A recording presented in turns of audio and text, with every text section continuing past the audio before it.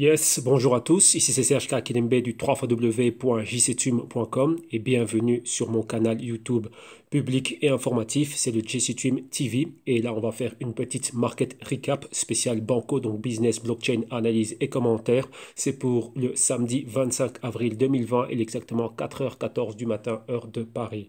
Donc là j'espère que vous vous portez tous bien, que vous êtes tous sains et saufs et qu'au niveau mental, psychologique et moral ça se passe super bien aussi, vu qu'on a besoin de notre tête et de tous nos neurones pour pouvoir opérer avec succès maintenant. Donc là, on commence. Regardons ce qu'on va faire et on va décortiquer quelques points. Point numéro 1, qu'est-ce qui se passe? Si on regarde le Bitcoin, premièrement, on voit qu'il y a une bataille en zone des 7500. Donc là, c'est exactement là où il est. Donc là, il rechute un peu au niveau des 7498 dollars. Comme on le voit, on avait un BTC qui était au niveau des quoi? On avait chuté dans la zone des 6500. On reprenait les 7200. Donc il y avait une bataille au niveau de cette zone et on a finalement réussi à pulvériser, on va dire, les 7200. Maintenant, on se pose au 7500 et pour le moment, on est flat à ce niveau-là. Mais c'est déjà quelque chose de bien d'avoir franchi une barrière psychologique déjà en termes de résistance, donc montrer réellement qu'on est en train de batailler pour aller au-delà de ce niveau, et d'un autre côté, maintenir un support, ne pas chuter bien plus bas. Donc là, rappelez-vous, on a eu cette grande chute au mois de mars, récupérer ces niveaux, et donc là, c'est déjà super, super bien. Donc on voit que le halving gagne en momentum, après avoir vu le prix supporter des 6500 et reconquérir les 7200. C'est ce que l'on voit et pulvériser les 7200 maintenant pour se loger dans la zone des 7500 dollars. Donc la clé pour tout ça, c'est quoi? Maintenant, c'est ne pas retomber en corrélation positive avec le stock market. Donc là, ce qu'on avait vu lors de notre dernière analyse banco et ce qu'on fait au quotidien. Donc là, je pense que tout le monde l'a constaté, il y a beaucoup, beaucoup de corrélations entre le crypto market, surtout le BTC et on va dire le stock market au niveau mondial. Donc là, comme référence, si on prend juste le Dow Jones ou le Nasdaq, on voit que lorsque tout ça, lorsque tout est tombé, les cryptos ont suivi. Donc d'un côté, c'est ça. Donc là, vraiment briser cette corrélation positive, c'est-à-dire être en corrélation négative. Donc là, si le stock market tombe, que le BTC maintienne ce niveau ou bien même qu'il aille beaucoup plus haut. Et d'un autre côté, il y a un besoin impératif de plus de volume haussier. Donc maintenant qu'on a atteint les 7500, il nous faut beaucoup plus de volume haussier et qu'on voit réellement que les acheteurs sont au rendez-vous. Ça, c'est quelque chose qu'on est en train de voir dernièrement. On voit pas mal d'analyses, donc analyse de Glassnode, on a vu dernièrement. Et il nous parle de quoi? Du nombre de holdings en BTC, ça commence à augmenter. Donc il y a achat, achat, achat et achat. Donc là, c'est pas mal, mais vous voyez, il faut vraiment qu'il y ait une rupture. Maintenant, c'est encore assez équilibré, mais il faut une rupture, c'est-à-dire quoi? Que le volume excède, donc qu'il soit encore bien plus important afin qu'on puisse pulvériser les niveaux clés. Donc la zone des 7500, remonter aux 8000 et ensuite aller beaucoup plus haut. Donc là, voilà en gros ce qu'on peut constater, mais surtout maintenant, c'est quoi? À l'approche du halving, c'est attention aux mineurs. Donc là, les mineurs, c'est super, super important parce que le halving est un événement clé qui touche les mineurs. Donc là, 50% de moins en récompense. Donc ça va vraiment perturber tout l'écosystème, tout le mining écosystème, surtout les mineurs de haut rang, donc de haut niveau. Et donc maintenant, qu'est-ce qui va se passer au niveau de ces pools miniers? La rentabilité pour certains et pas mal d'autres choses. Donc là, on a décortiqué cela en long et large dans le rapport qu'on est en train de faire maintenant. Donc c'est le rapport du Global Blockchain Research, le Q2. Et donc là, il y a un aparté spécifique où on parle de cela. Donc vu, comment dirais-je, d'une perspective, d'un point de vue mineur, voir comment est-ce que ça pourrait impacter réellement cet écosystème et directement ça va impacter comment dirais-je, le BTC. N'oubliez jamais que le BTC c'est la récompense des mineurs, donc c'est eux qui contrôlent l'offre, entre parenthèses, c'est ça. Donc là, lorsque eux décident de vendre en masse, là directement, tiens, si eux vendent en masse et qu'il n'y a pas assez de demande à notre côté, donc trop d'offres, peu de demandes, directement il y a des dislocations qui se font et c'est là qu'on voit une pression vendeuse et les prix chutent très rapidement. Donc voilà en gros pourquoi faire super super attention aux mineurs, on va dire, en vue du halving. Donc là, avoir vraiment tous ceux qui opèrent. Donc la recommandation pour vous tous, réellement, ayez cet événement clé en tête, ayez, on va dire, un plan, comment pouvoir naviguer tout cela. On va dire, tant, si c'est positif, tant mieux. Donc là, ce serait un prix aussi pour le BTC. Mais si c'est négatif, en gros, c'est ça. Qu'est-ce qu'on fait? C'est la clé de tout, hein. Si on est du bon côté du trade, ok, les choses vont aller, comment dirais-je, au bon train. Encore une fois, ça dépend de votre horizon de temps. Mais d'un autre côté, quand les choses sont, on va dire, quand on traverse une phase d'adversité, il faut savoir, tiens, comment je vais réagir ici. Rappelez-vous que là, il n'y a pas de place au hasard. Donc là, il faut savoir ce qu'on doit faire. Money management et risk management strict. Maintenant, regardons un peu ce qui se passe au niveau des altcoins. Et au niveau des altcoins, qu'est-ce qu'on a? On a les big altcoins. Donc là, ce sont celles du top 10, top 12. Et elles sont flats. Donc il n'y a pas trop de, comment dirais-je, de mouvement. Donc ça suit ce qui est en train de se passer avec le BTC. Mais il y a des noms qui déçoivent un peu. Donc on pense à ETH, toujours sous les 200 dollars. C'est un niveau psychologique pour lui. XRP, c'est toujours sur cette zone des 20 cents, on va pas au-delà. BNB, vous voyez que c'est entre 15 12 dollars, on est là en train de, comment dire, je joue au ping-pong dans cette zone. Le LTC, Litecoin, c'est quoi? Litecoin, bah, c'est les 44 dollars, toujours dans cette zone des 40 dollars, ça décolle pas énormément. Et les deux BCH, donc BCH ABC, donc Bitcoin Cash, on va dire Clan Roger Ver et le Bitcoin Satoshi Vision, bah là, bah, ça décolle pas des masses non plus. Rappelez-vous que ces deux cryptos ont déjà effectué leur halving, mais réellement, post-halving, bah, il ne s'est rien passé. C'est un événement qui est passé complètement inaperçu, aucun impact sur le marché, donc rien du tout. Donc, vous voyez que c'est vraiment le grand BTC, donc le Bitcoin Core, réellement qui est le plus important et qui a tout l'impact sur l'écosystème. Et c'est vraiment cet événement qu'on va dire que l'écosystème attend. Les autres Bitcoin, bah voilà, c'est de la compétition, mais rien de plus, hein. Réellement, bah, il devrait prendre un autre nom. Ça, c'est ce que moi je pense, pour réellement montrer réellement, bah, tiens, qu'on est un meilleur projet, etc. Mais vous voyez bien que s'ils font ça, c'est un suicide commercial, propagande et tout cela, donc il n'y aura rien pour eux.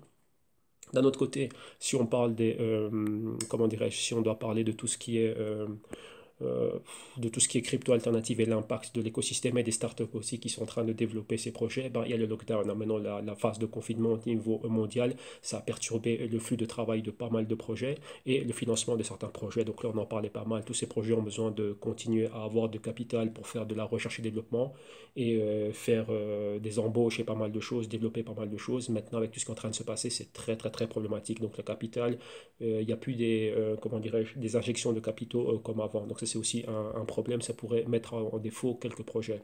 On a vu qu'il y a des projets comme Binance, dernièrement, ils ont fait l'achat de CoinMarketCap, des projets comme Tron, des projets comme Neo, Tezos, bon, Bitcoin et Ethereum, ils sont super bien financés, donc on voit bien que eux, dans un monde post-coronavirus, ils seront là et leur monopole leur part de marché pourrait grandir, hein. Donc là, c'est vis-à-vis de leurs compétiteurs directs. Ensuite, qu'est-ce qu'on peut constater? Ben, si on regarde, comment dirais-je, le plus impactant, le fait le plus impactant maintenant, vu déjà tout ce qui se passe au niveau du confinement, c'est quoi? Ben, c'est l'absence de buzz.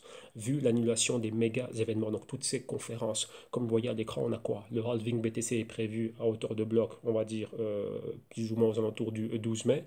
Et on avait le méga événement consensus qui a lieu chaque année au mois de mai, et ça c'est le 11 mai, et c'est à New York. Donc c'est la Blockchain Week. Vous voyez que maintenant, ça va être un événement qui est virtuel. Donc ça, vous voyez que euh, c'est un élément réellement bah, qui va manquer au BTC. Vu qu'on a remarqué que chaque année, on va dire en amont à cet événement, bah, il y a toujours ce léger mouvement haussier. Maintenant, il y avait et cet événement et on va dire le halving. Maintenant, il ne reste que le halving tout seul. Donc le halving est un événement, on va dire, assez important et impactant vu que tout le monde l'attend. Ouais, que ça fait déjà pas mal de temps qu'on en parle. On en parle depuis quand exactement? On sait, ceux qui suivent le BTC, on va dire sérieusement, savent que dans le code du BTC, c'était déjà prévu. Mais maintenant, rappelez-vous, au plus on s'en approche, au plus réellement, bah tiens, c'est en train de générer un impact particulier. Et surtout, l'année dernière, lorsque le Litecoin avait fait son halving, c'était au mois d'août, bah, directement on dit, bah tiens, on va regarder ce qui s'est passé avec le halving du Litecoin. Et par rapport à cela, on peut dire, bah tiens, on peut estimer, on peut dire, voilà, plus ou moins ce qui pourrait se passer avec le BTC. On a vu c'était quoi? C'était haussier et ensuite c'était baissier. Maintenant, bah, BTC, bah, voilà en gros ce que c'est. Donc ça, c'est super important. Et aussi ce manque, on va dire, de présence physique, ça fait beaucoup, hein. Donc il y a un manque de buzz, il y a un manque de couverture. Vous va voir des gens qui vont partout, des milliers de personnes qui se rencontrent. Ça, c'est un élément clé, on va dire, pour vraiment voir l'énergie. Voilà, c'est ça, c'est l'énergie, on va dire, du Bitcoin qui va se perdre. C'est pas la même chose. Il y a beaucoup de meet-up qui sont virtuels maintenant, mais c'est pas ça. Donc là, c'est quelque chose qu'il faut savoir et on va devoir composer avec. Maintenant, regardons la performance des différents projets. Perf weekly, donc ce qu'on voit là, c'est une perf weekly au 25, donc aujourd'hui samedi 25 avril. Market cap, on est dans la zone des 200, on est exactement, c'est quoi là maintenant? Yes, c'est 215,7, donc là 214, 215 milliards. BTC, comme on l'a vu, 7500. La perf weekly, on a pris plus 3 plus 3,5%. Et vous voyez la dominance du BTC par rapport à la market cap, c'est 64,1%. Donc là, c'est excellent. Donc le BTC a toujours autant de force. Mais ça, c'est un élément qui est clé. Au fur et à mesure que l'on voit que la dominance du BTC est en train de monter, donc au-delà des 65%, atteindre les 70%, ben là, ça exerce de la pression sur les altcoins. Qu'est-ce qu'on est en train de voir? Vous voyez qu'il y a des paires, par exemple, ETH, BTC. Donc on voit qu'on est en train de revendre, on va dire, on revend l'ETH et on se remet en BTC. Donc c'est là qu'on voit que la dominance du BTC est en train de monter. Donc au sein de l'écosystème crypto, le BTC sert de stock de valeur. Et d'un autre côté, qu'est-ce qu'on en a? Les stablecoins aussi. Donc on voit que tout est dans le rouge au niveau des altcoins. On voit le BTC en vert, sa dominance qui monte, et on voit les USDT, USDC, tout ça qui est en train de monter. Donc là, ouais, ce sont les deux stocks de valeur clés de l'écosystème, et là on le voit. Donc maintenant, en voyant cette dominance du BTC qui se maintient super haut, et si elle commence à aller au-delà des 65%, et ça se rapprocher des 70%, la dernière fois que cela s'est passé? Ben, on a vu que c'était une méga chute. Parce qu'après, on sort de toutes les altcoins, on se met en BTC, on se met en Tether, et ensuite, qu'est-ce qu'on fait? Ben, on sort, on migre complètement hors de l'écosystème crypto pour récupérer du fiat. Et donc là, comme vous le voyez à l'écran, donc là, si on doit décortiquer cela, bah, vous voyez clairement les cryptos qu'on a décortiqués, enfin, qu'on a cités au début, ETH, XRP, bon, les deux BCH, l'IOS, BNB, il ne se passe pas grand-chose. Hein. Litecoin, toujours dans sa zone des 40-45 dollars, il ne se passe rien. C'est plutôt des projets comme Stellar, et cette semaine, Stellar ici, et le Tezos, qui ont eu un bon momentum cette semaine-ci. Et donc là, on voit que les stablecoins principales, Tether et USDC, sont dans le rouge. Maintenant, on poursuit. Et on clôture cette phase avec quelques points, donc des questions clés qu'on doit se poser. Bah, c'est quoi la première question? Bah, Bitcoin va-t-il être impacté par les turbulences globales macroéconomiques? Donc rappelez-vous, hein, tout ce qui est coronavirus, ça a commencé par une crise sanitaire, épicentre Chine, ensuite Occident, maintenant c'est l'Occident, donc Europe, et maintenant l'épicentre c'est les États-Unis. On voit ce que ça a généré, lockdown, confinement et tout cela, mais maintenant ça c'est une pardon, de crise sanitaire, on est passé à crise économique, et de crise économique, on passé à une crise financière. Et donc là, il y a des implications. Les ramifications, c'est quoi? Bah, crise de la dette de certaines compagnies. Donc on pourrait avoir des événements comme Lehman Brothers en 2008-2009. Voilà ce qu'on pourrait voir. Maintenant, on voit que c'est à travers pas mal de secteurs et d'industries. Quelques-unes sont pointées du doigt, mais on verra ce qui va se passer. Et vu que là, il y a des packages de sauvetage qui proviennent des banques centrales et des gouvernements. Et d'un autre côté, une crise de la liquidité. Ça veut dire quoi? Bah, si tout le monde veut avoir du cash, moi j'ai envie de liquider quelque chose, ben non, moi je ne vais pas acheter ton quelque chose parce que moi je vais maintenir du cash. Je veux liquider un immeuble, non, il n'y a personne. C'est-à-dire que moi je vends, donc il y a de l'offre, mais il n'y a pas de demande.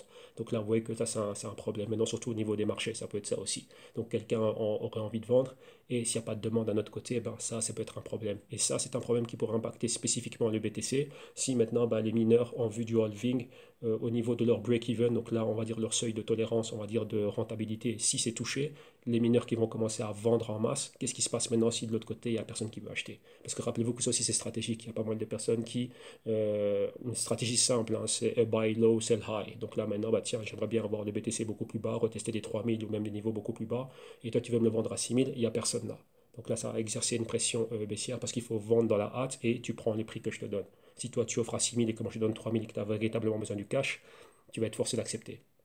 Donc là, on voit en gros, ça ce sont les points qui pourraient impacter cela, mais ça pourrait commencer aussi dans d'autres secteurs, on va dire dans des secteurs beaucoup plus importants, parce qu'on peut voir cette crise de liquidité comme en 2008-2009 revenir maintenant encore dans les marchés, et donc ça peut être quelque chose de super important, et trouver son chemin dans le marché crypto, et là on a un catalyseur spécial, donc rappelez-vous, hein, on doit regarder les choses à 360 degrés, et pas se dire oui, il y a le halving, ça va être haussier, non, c'est pas ça, on doit avoir tous les scénarios possibles.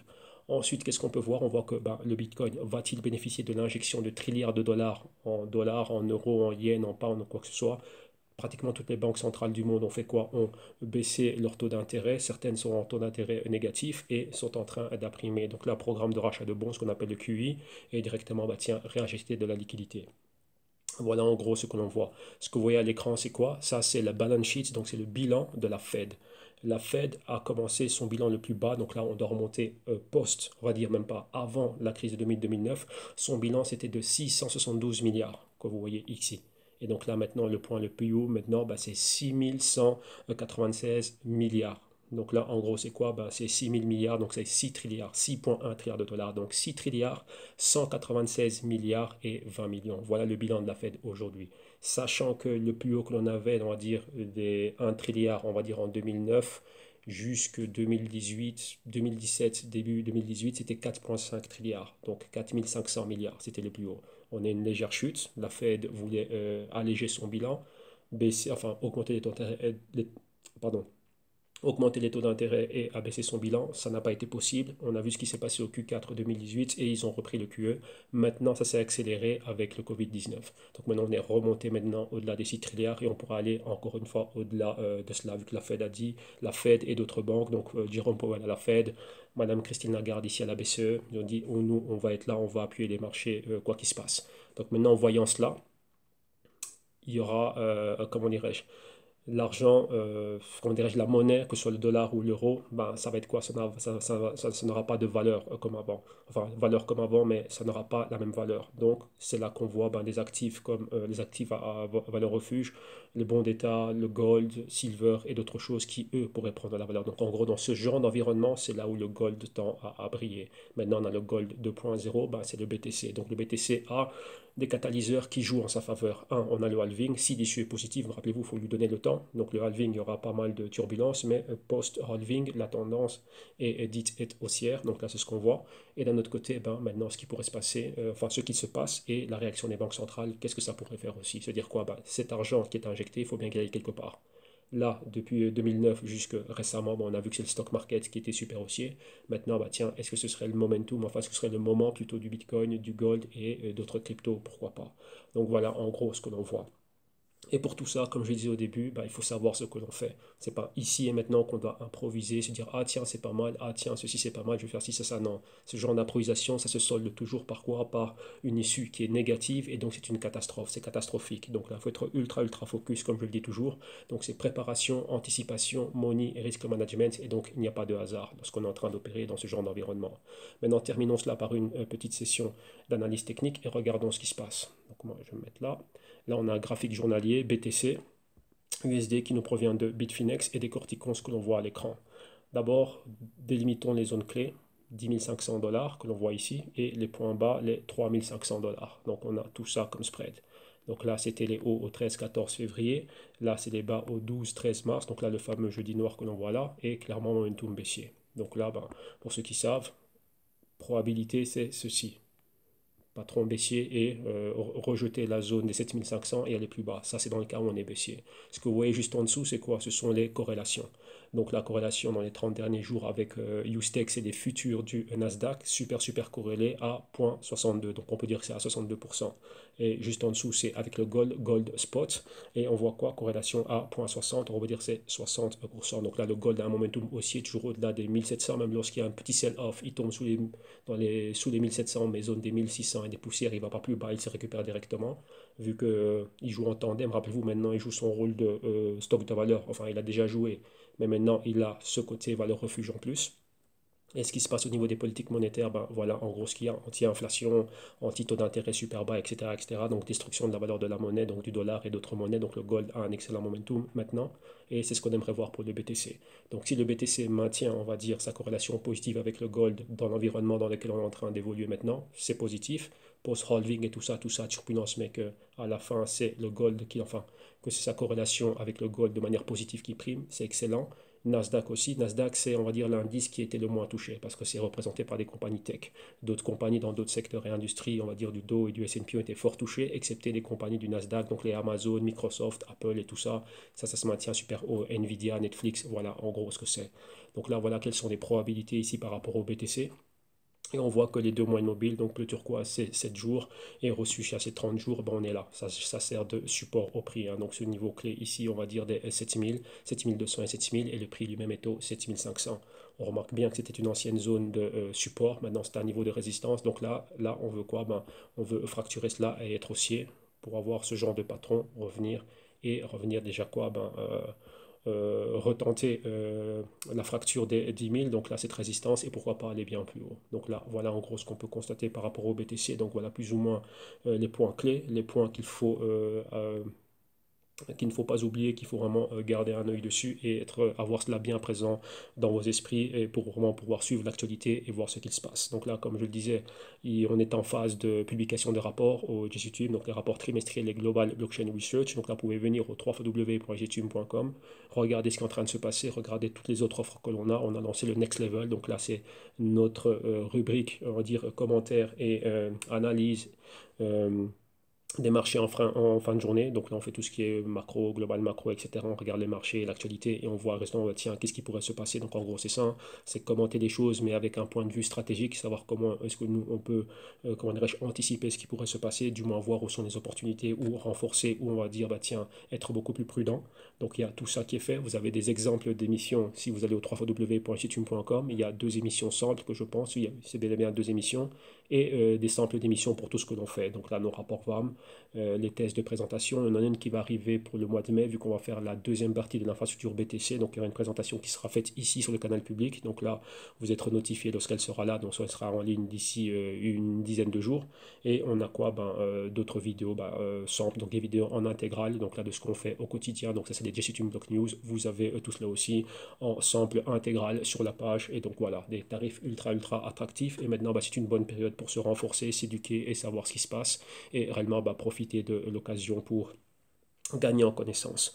Donc voilà, pour ma part, ben, vous savez où vous pouvez me joindre directement, numéro de téléphone, là du lundi au vendredi, l'adresse email ou remplir le mailbox, on reçoit votre message et on est là. Donc voilà, un grand merci à tous, portez-vous bien, on se maintient ultra focus, ceux qui est avec moi au JCTube Block News, on se retrouve au quotidien, ceux du Next Level, on se retrouve au Next Level et pour tout le monde, à la prochaine vidéo, un grand merci à tous, ciao ciao, bye bye.